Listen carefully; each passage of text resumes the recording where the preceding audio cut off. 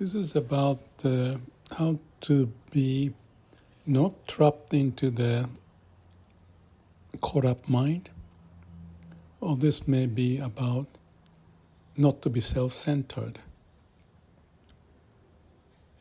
Why? Because self-centeredness is just the one view of the world and not checking and balance with others, other people's point of view, as well as perhaps within yourself, there's much deeper sense of who you are. Mind has its limitation. Mind thinks that's the whole universe, but that's not quite true if we realize or awaken that there's much bigger infinite space out, infinite time out. So self-centeredness gets us into the trap. But in a way we are so used to it because of the way we grew up, to do this, to do that, how to do this, how to do that. So you are at the center to figure out what to do using the logic and the mind. But again, if we try to be not self-centered, what may be the way? So I just listed like 5 or 6, maybe several ideas to look into. Number 1, to be not self-centered, we have to clear up our mind to be empty. I use the word calm and quiet mind. If you don't have a calm and quiet mind, you make wrong judgment. And you get caught up, start to get into this monkey mind state. So, how do we get to this calm and quiet mind? One of the approaches I have taken was go through meditation, like Vipassana.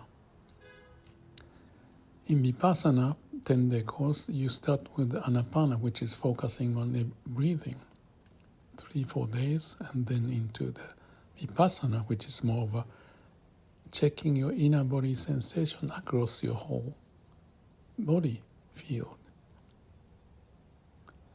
By focusing to those, for example, breathing, your attention is more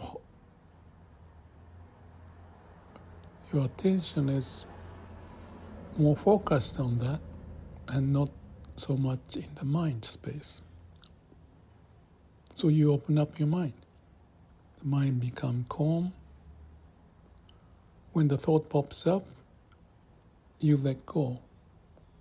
So you can maintain the calm and quiet mind while you focus on breathing or inner body sensation. It may sound counterintuitive because the mind is looking for something you can do. But what we are doing here is what you shouldn't do and get to the space which is not self-centered and not mind-driven. So calm and quiet mind, breathing, inner body sensation, something you can do, or just meditate. When you meditate, you may get to the state of zone or into no mind state. So it's outside of the mind space that we are getting into. Therefore, it's not as much self-centered. There's no center. In no mind, there's nothing to catch you. There's nothingness in there. It's the void, openness. Mind doesn't like it. Mind is more self-centered way of figuring out. But this is to go beyond that. You don't play with the mind and realize the infinite space surrounding, infinite time. There's nothing in there to focus your mind attention to. So the habitual state of mind would not like that. So that's the kind of a experiential practice to get to the new skill which you had before you start to use your mind. So go back to the basics. So I talk about two universes, mind universe and the infinite universe outside. So the void may be found in many ways. One of the common expression is when you have words spoken in a sentence like I'm doing, there's a space between words. And that's the empty space. But there's a quality of the empty space that's a counterintuitive point to say, but the quality can be said as realization of what's beyond the mind, what's in the nothingness, and feel comfortable in the state of nothingness, which is against the way of the mind or self-centeredness. Instead of self-centeredness, it's universe-centered. There's nothing to be centered, so one of the Zen expression is circle, infinite circle without the center. Or I may say centers everywhere. Like what's the word? Black universe. There's something, some quality that helped us to be and manifested the form. So beyond the form of word, supported by the infinite space, that's the nothingness and the void. The other way to go beyond the self-centeredness is to pay attention to the sound. One of the Banke, who is the Zen monk, talked about the sound of the bird or crow. When we hear the sound of bird, without thinking, you know what it is. In this silent and quiet space, you have more intuition what things are instead of using the mind. So we are building that system of how to live, how to be attentive, internally, externally. And if we recapture, or it's not capturing actually, go back to the state of being, which is awareness, you can see things better, clearly, with calm and quiet mind. Some people use prayer.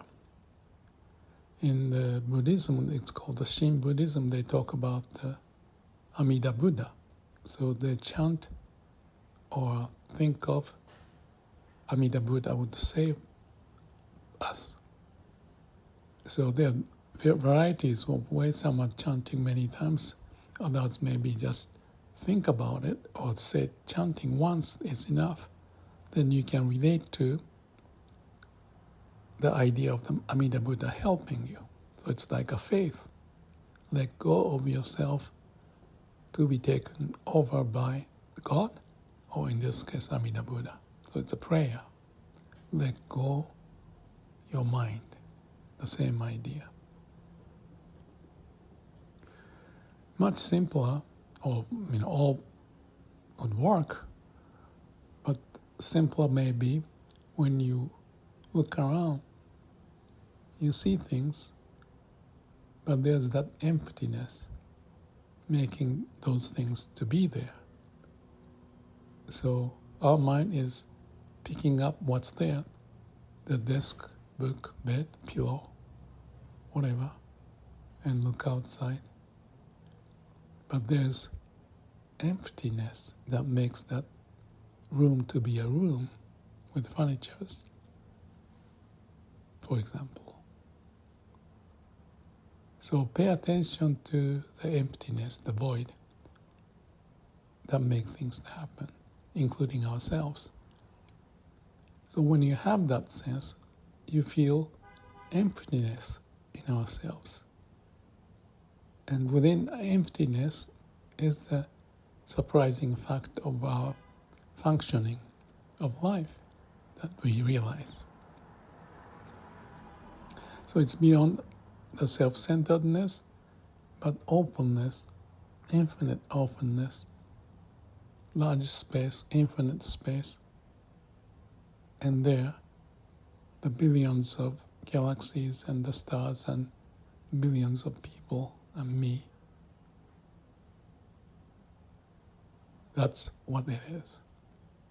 But if you're focused on me, you don't think of other billions of people or beyond the earth, galaxy, and beyond. So because of the infinite, finite exists, that's the relationship. Because of the universe, the mind universe exists.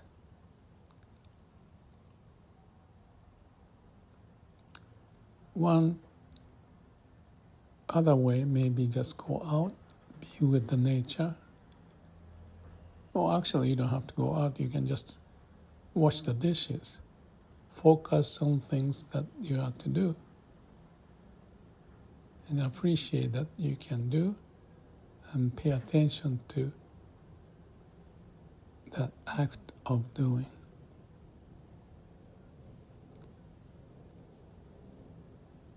In the between the words, there's a space, quality of the space that help us to exist. You may even get the sense of appreciation of the fact we exist as much as all the furniture and earth and the clouds and the sky and millions of stars and the galaxies. So self-centeredness doesn't get you there, but if we have eyes to see through it, maybe not just the nature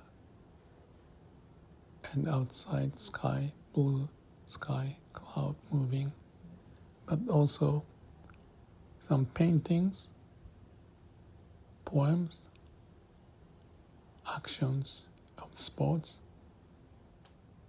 the energy field, how things are manifesting, everything, everywhere. And that's much different space or the universe compared to the space in the mind. So we may relate to what's in the space of the mind and self-centeredness.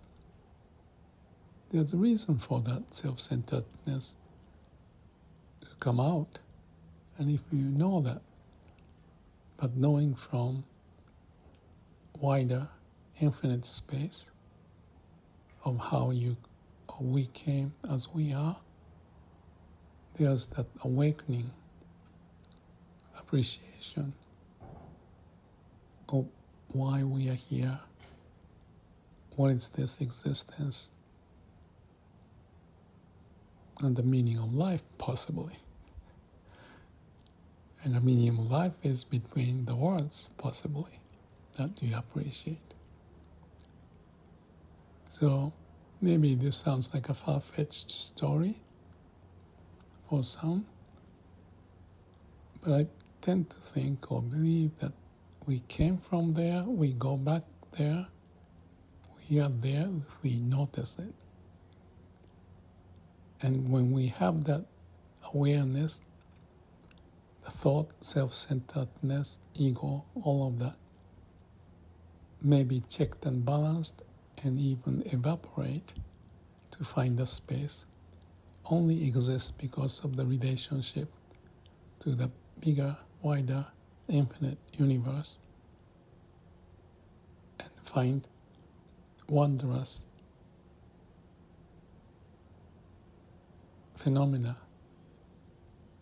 of our life, being on earth and appreciating what we can beyond our narrow, egotistical mind.